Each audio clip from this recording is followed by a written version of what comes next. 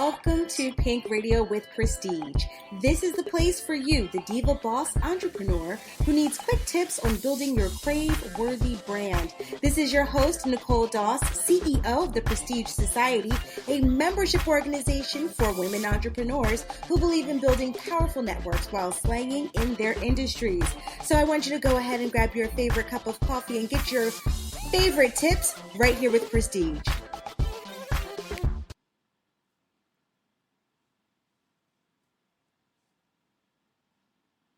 Hey, it's your girl Nicole Doss, and welcome to another episode of Pink Radio with Prestige. I am super excited for today's episode. This is a continuation from an IGTV story or episode that I did around owning your own content. I think that as we begin to see topics around this come out a little bit more and more from our favorite influencers, that at some point you will realize the necessity of you owning your own content. Trust and believe it has definitely impacted me in thinking about different ways that I need to own my own content just a little bit better. And so definitely, I'm hoping that this will spark that same thought process for you as well. So before we get started, there's two different things that I want to share with my fabulous listeners. The first thing is, of course, our episode sponsor, and that is from Omni Tresses Salon by Sierra Desper. Omni Tresses Salon is located in Pennsauken, New Jersey, and I want you to go to www.omnitressessalon.com so that you can go ahead and get all of your awesome, fabulous hair care needs taken care of by Sierra Desper's wonderful and professional staff. I am not just saying that I am a client. I do go there on a regular, and whenever you see this beautiful head of hair on anything like my website or on social media, please know that it is because Sierra herself has blessed me with her wonderful talents. So please check her out. Awesome staff, awesome salon, and awesome various services for all different types of hair care needs. All right. So back to the program. Oh, I said two, didn't I? Well, what's the second thing? Of course, you got it. Pray and Slay Conference happening in October. To be specific, October 12th in Philadelphia, Pennsylvania. I want you to head over to www.prayandslayconference.com, and this way you can get all the information about the various speakers that we have. And I just want to drop a few. So honestly, we have a mixture of Ask the Teacher sessions that really do emulate or have that feel of an intimate fireside chat. We have actual workshops where you're going to get gems and you're going to get all the knowledge that you need to help you. Also, we have panels, and because it's a school theme, we're kicking it off with a pep rally. We're ending it with a graduation for the girl boss. And honestly, because I am a huge proponent for continuous education, and because I believe that girl bosses truly need more education than hype and fluff, I truly am so blessed to have partnered up with Davita Garfield and Elaine Johnson so that we can create this experience, curate this experience for the girl boss who really wants information. Like, you don't want to be hyped up. You want to know, how do I do X, Y, and Z? So we're talking relationships. We're talking about building membership economies with your brand. We're talking about automating your business so you can work smarter, not harder. We're talking about finances, because if you can't get your finances right, you're not going to be blessed in your business nor your personal life. We are talking legalistics here, right? Like, how do you trademark? How do you register? What should you register as?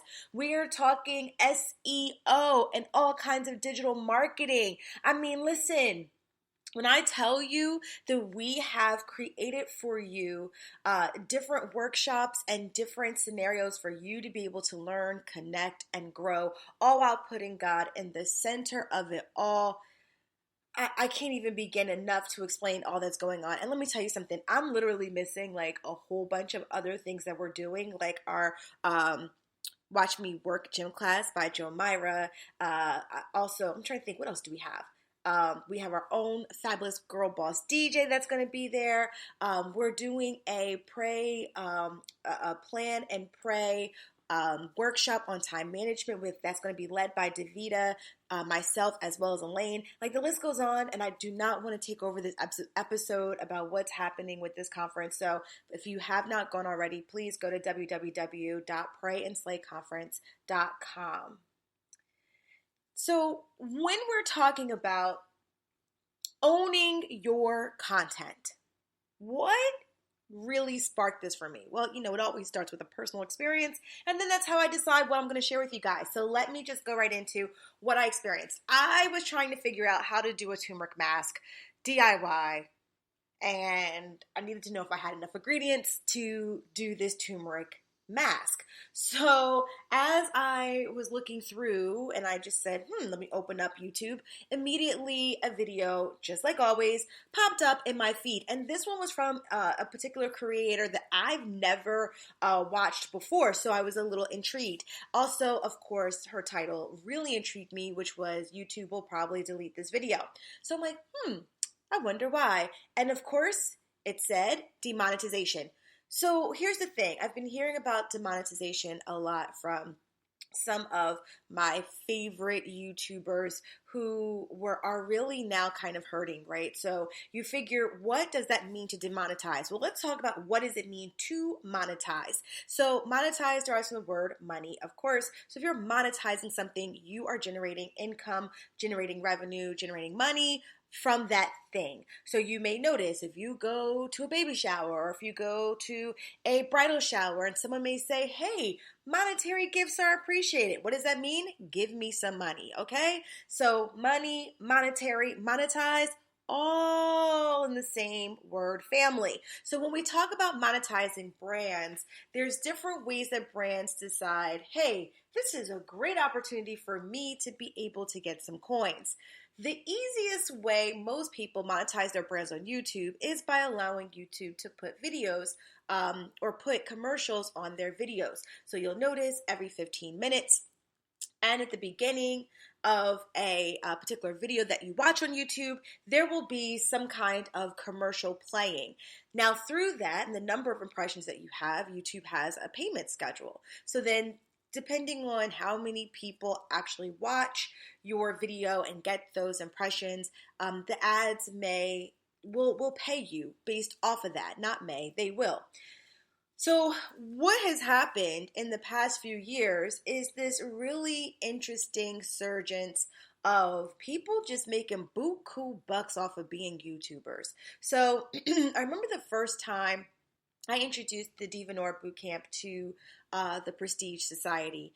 If you don't know what the Prestige Society is, it's a membership organization for female bosses where you're really focusing not just on networking, but also on this continuous education, which means that every month there's some kind of topic that the ladies learn about. And we've been doing this since 2012. So I want to say it might have been like 2013. I don't even think I was pregnant with Taylor yet, but I remember really introducing the Divanore Bootcamp, and in that we were talking about how do you monetize your brand. And so in that, I gave really specific examples of some YouTubers out there that are monetizing the heck out of their brand. And it's so long ago, but I remember this PowerPoint like it was yesterday. I remember I took a clip of two little girls who like bake cookies or bake cupcakes at the time. And literally they were making six figures on a monthly basis because of the number of people who watch these little girls bake goods every month or every day or however, their cadence is or their schedule is for posting. So, but their monthly income was $100,000. Literally just from 1 month's income, those girls' college educations are taken care of unless they want to go to somewhere like Brown or Harvard. But if they want to go somewhere like, I don't know, Rutgers University, my alma mater, RU, rah-rah, then guess what? $100,000 paid for plus some. Hey, send them off to grad school while you're at it. So as we started seeing that, let's say, and I want to say like 2013, we started looking at, these kind of YouTuber sensations. So that's 6 years ago, going on 7 years ago, because we're going to hit 2020 before you know it. What's really interesting is that there has now been, a pose from things of, oh, watch little kids play with toys and watch little kids, because I have two little girls, so I'm not a creepy person watching kids play with toys by any means necessary.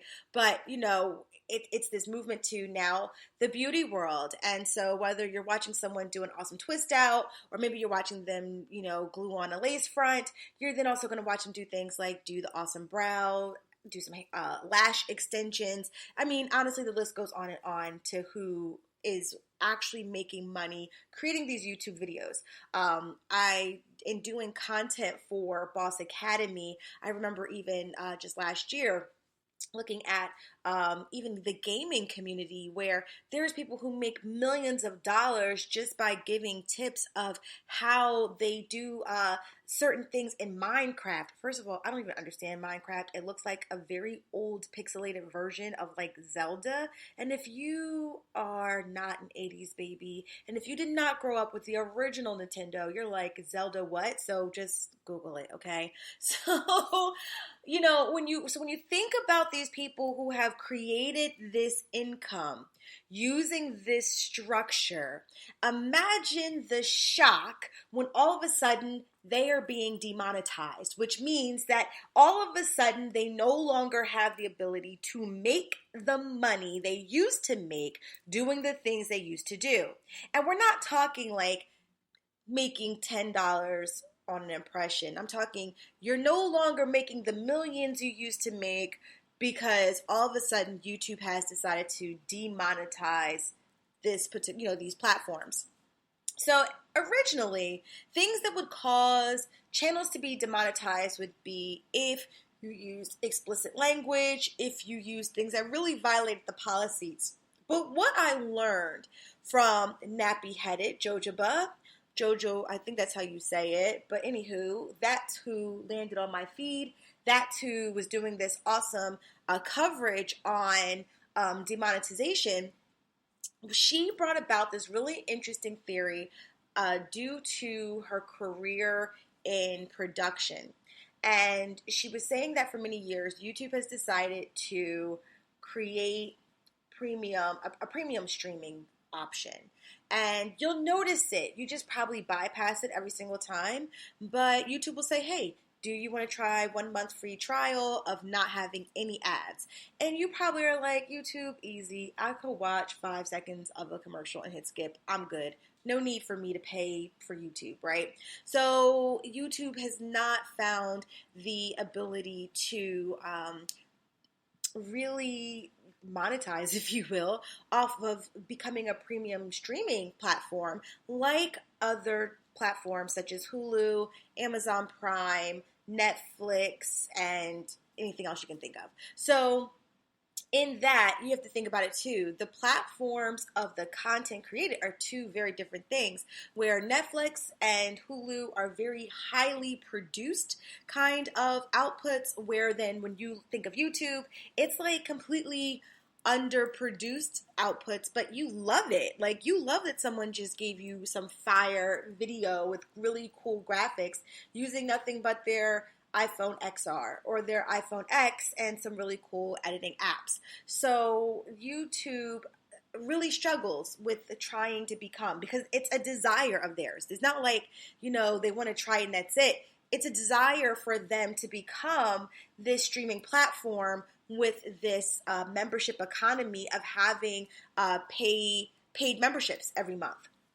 So here's what's interesting about that. In the effort of becoming a premium streaming channel, they've decided that they are going to basically have these production teams create content that looks organic, that looks like it is just following this person, but yet it's a really well thought out character that is created, okay? And so this particular YouTuber, I hate saying her name, by the way, nappy-headed Jojoba,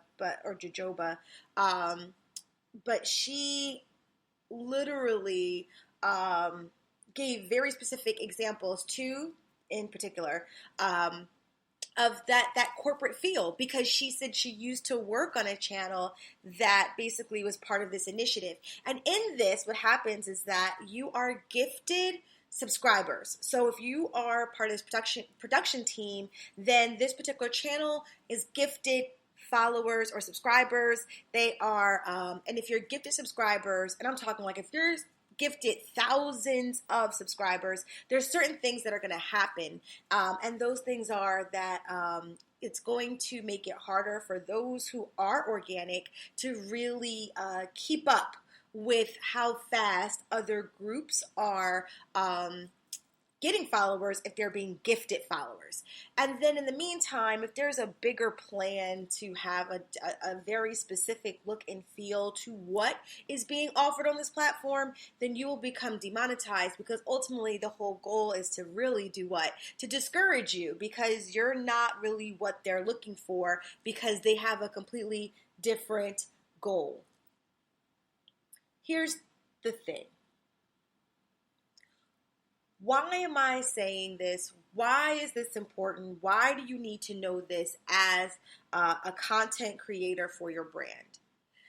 Because at the end of the day, we heavily rely on platforms where the space is just rented space. You do not own YouTube, right? It's a rented space at the end of the day. You do not own your podcast hosting site.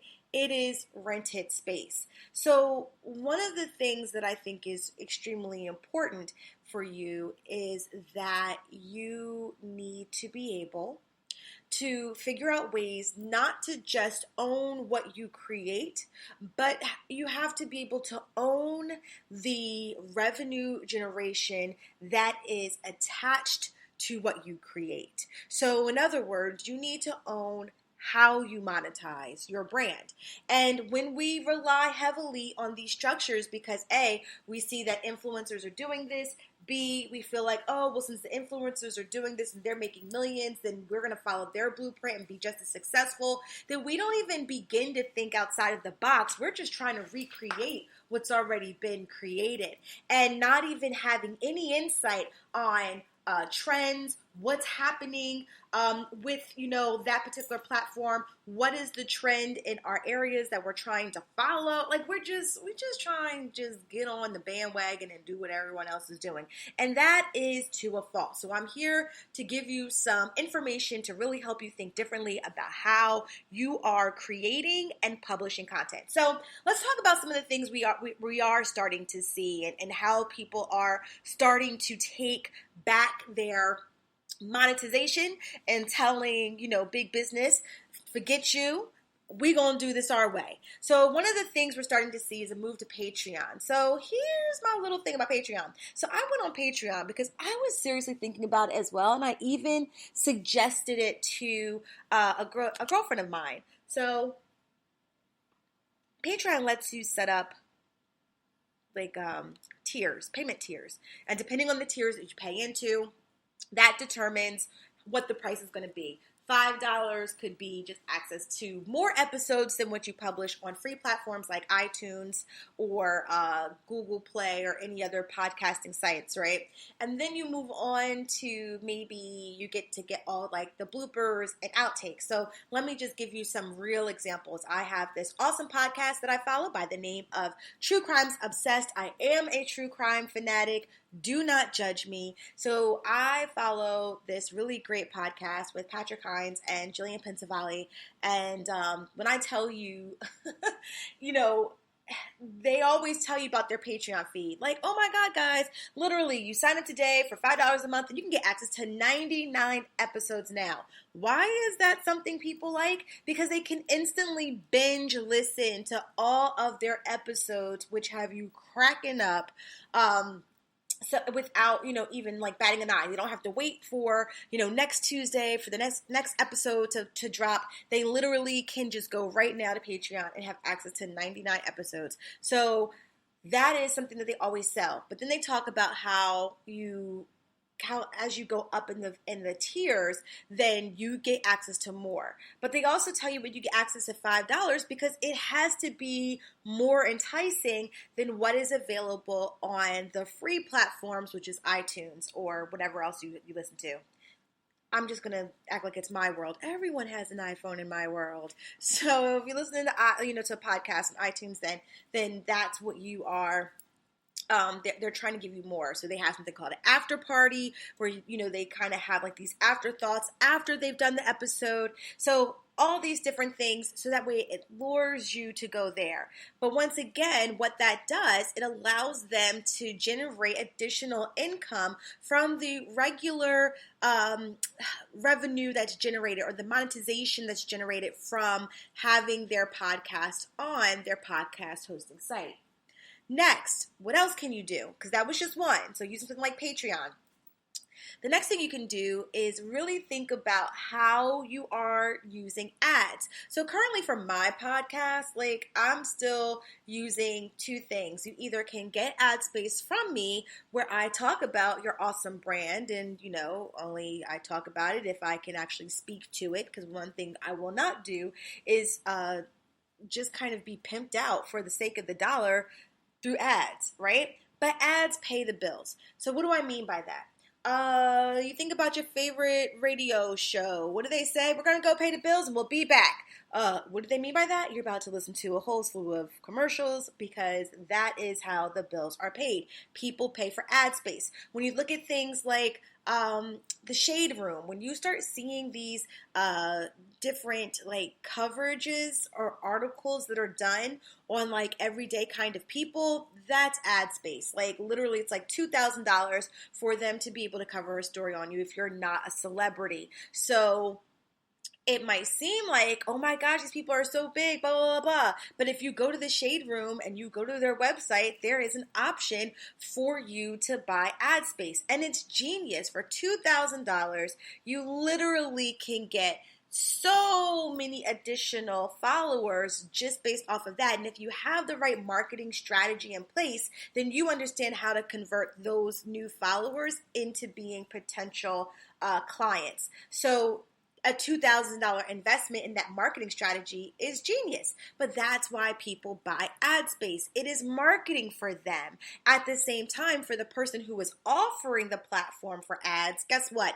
It's revenue for them. So a lot of our bigger podcasters are starting to do this. Wondery is one of them that I can think of off the top of my head. I just mentioned True Crime Obsessed. They also do it. LA Confidential does it. And it looks a little something like this. You do not hear any commercials played in the beginning and the end of their podcast. It jumps right into the podcast. What you see or hear in the middle of it, just like you would for a YouTube video, is that they will break into a commercial. Usually there's a little bit of background music that's playing for True Crime Obsessed, which we lovingly call TCO. So for TCO, they do Golden Girls. Who can't love that? So all of a sudden you hear boom, boom, boom, boom. When you hear that, you already know they're about to hit you with the hey girl, guess who's back? And you're going to hear who is back, who is their sponsor again, what commercial are they giving, and always they're going to give you a code. So they're going to tell you that if you're really interested in doing, let's see, HelloFresh, they usually do HelloFresh, FabFitFun, and some others that they really like. I can't think off the top of my head, but they have quite a few sponsors. And the sponsors always give some kind of code that has something to do with TCO, and then you get a certain percentage off, and that's how you're able to really engage with that particular brand. I'm not quite sure of what the payment structure is. I don't know if they just pay for the ad or if they get the opportunity to get the sponsorship with the code, and depending on how many people actually go to the site using the code determines if they get paid that way through the impression. So I'm not quite sure about that particular structure. I am going to do some research on it though, so I can share it with you. But definitely that gives you an example of how now brands are starting to take more control of how they are going to do their how they're going to handle their particular monetization through even podcasting. Another thing that you'll notice as well, even for YouTube land, like usually people pay for, so I can think of Unwind with Tasha K. She has Pangea and another one, Olive something. But those are like her two biggest advertisers or the biggest brands or they're not even really big, but they are always on her channel. For me, that just means that one, she really does believe in the brand, and number two, they pay for that space because they've definitely upgraded to just being a still image to actually having commercials that are now part of her editing, right? So they're literally built into the actual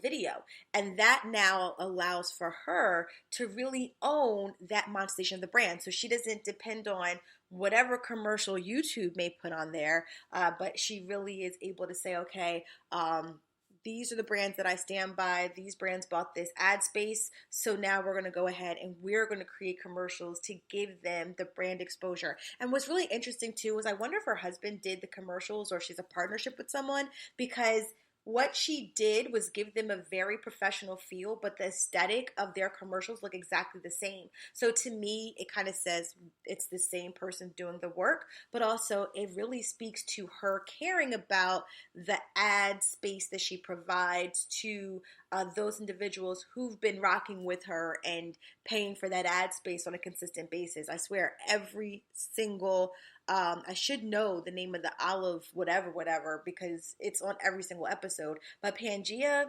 all day long, the body wash, the feminine wash, she talks about that all the time. So these are different ways that YouTubers and podcasters alike are starting to own how they handle monetization for the brand. So we talked a little bit about how they own it. We let me just go into how from also you can really own it from your own website space. So Sarah Jakes has something called Woman Evolve. She has a conference every year that she does, but now one of the things I thought was really cool is that she has merchandising and a lot of branding around it, and she has a podcast as well as now Instagram TV kind of looks and feels. So she'll have like pajama parties, and so like in the pajama parties she will do interviews with people like Erica Campbell and really people who are celebrities, if you will, in the gospel slash faith community. And so with that, it's very YouTubey, right? Or even like IGTV kind of feel to it, where it's not overproduced, but nonetheless you have on her platform. So if you want to see the content, if you want to be inspired by the interviews, there's a price. And it's not crazy. It's not like getting HBO or anything on a monthly basis. It's literally like $4.99 a month that you pay to have access to this. So I thought that was really interesting. And the real reason why I thought that was interesting was because, once again, she built a membership economy off of content. And I think that is really important for brands, because 9 times out of 10, you just really want to put it on these free sites and you aren't thinking about the handoff. You're not thinking about, well, what's next? And that's really important for us to start thinking about it. So for you out there who are really focused on building content, if you are a content creator for someone else, these are things you really need to think about. Why would you put your ability to generate income in the hands of someone else when you have the ability to create it for yourself? So here are some things that I'm going to suggest that you can do today. The first thing you need to do, if you are going to start opening up ad space for small businesses, you as the ad space, you have to do your due diligence and make sure that you have the right demographic, you have the right following in order for you to generate money. Now, there's 2 sides to every coin, which means that yes, if you're saying that you want to have ad space business owner, meaning like you want to pay for space to be on someone's platform, please just make sure that your branding is absolutely polished so that way you are showing off your brand in the best way.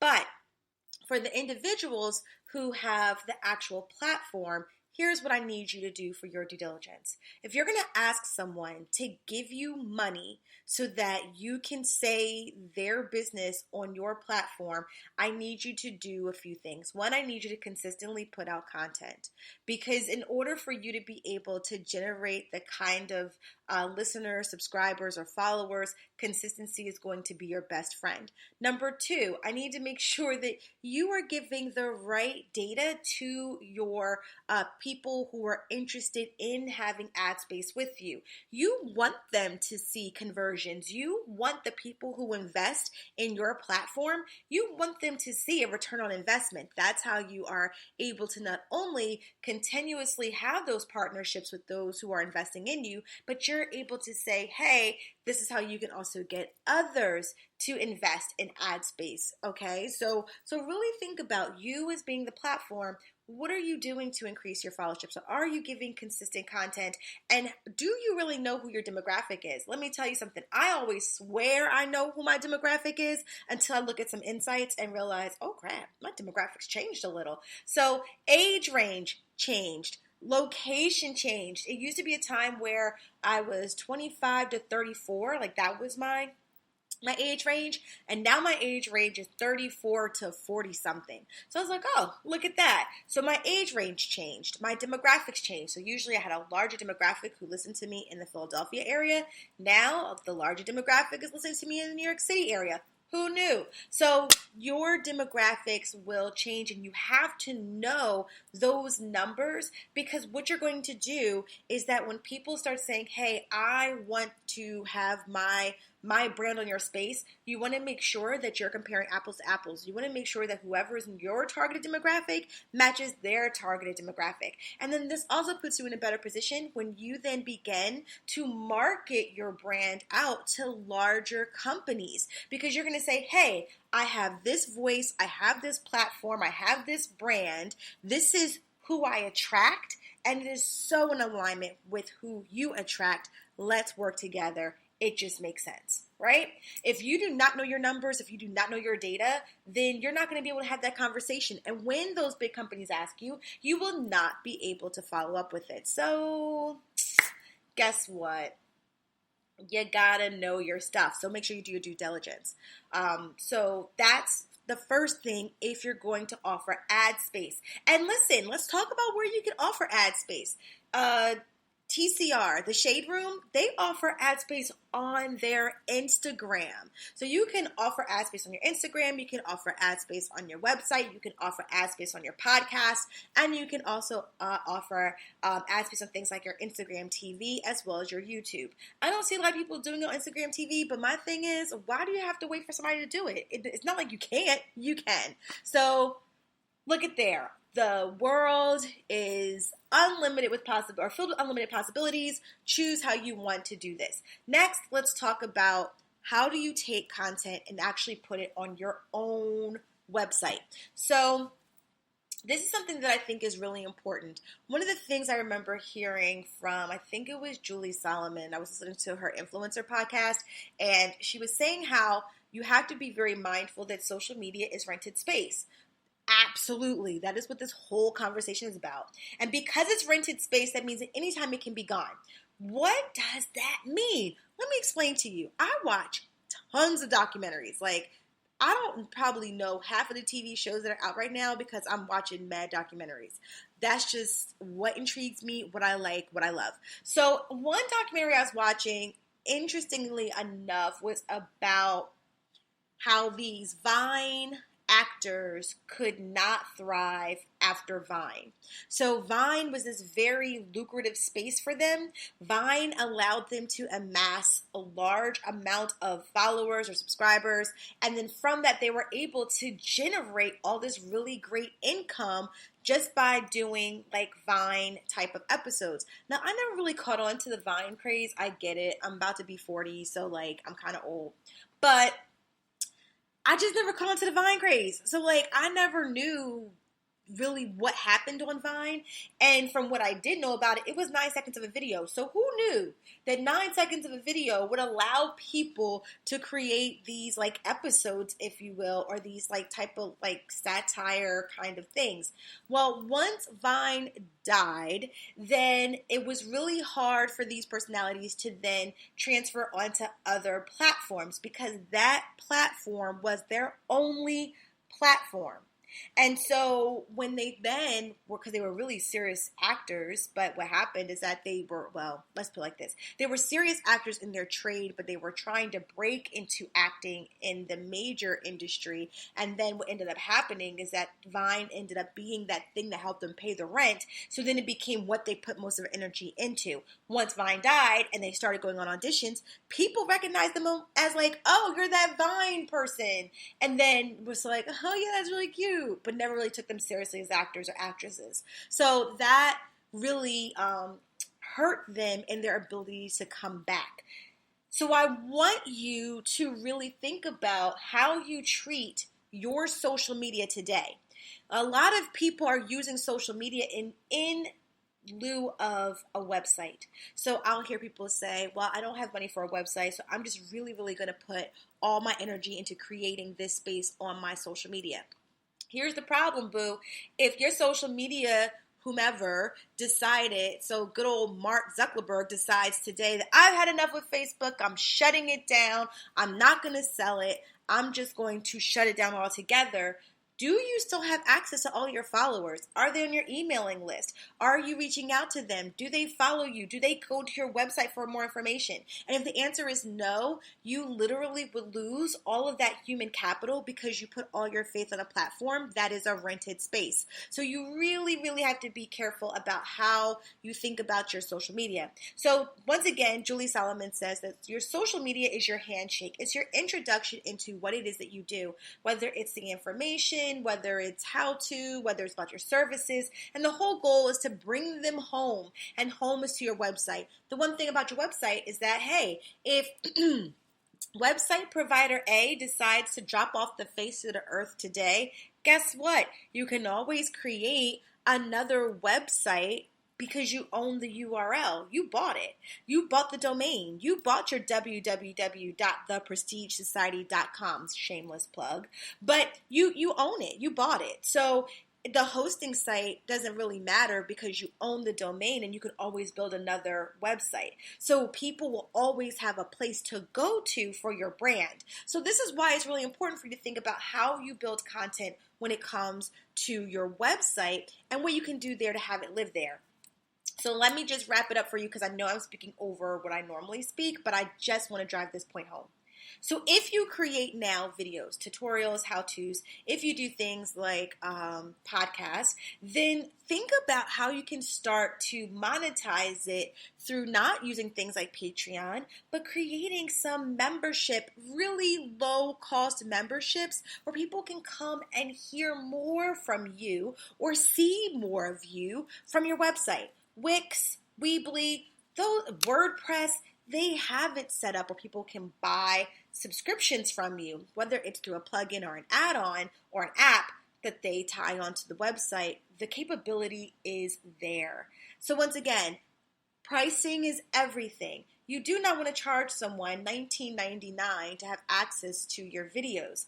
But you may want to charge them anywhere from $1.99 to $4.99. Why? Because you don't even want them to miss the payment out of their accounts. You just want it to come out, and what you should do in your due diligence. Remember, I told you, two sides of a coin. So for you, you're really going to think about the content, your consistency again, because people are paying for this, and then your due diligence is how do you get more people and doing your due diligence and marketing and brand awareness and getting people to come to your website instead of trying to buy a car on someone's back. I hate that. Like people who want to charge $3,000 to have access to a video. No, no.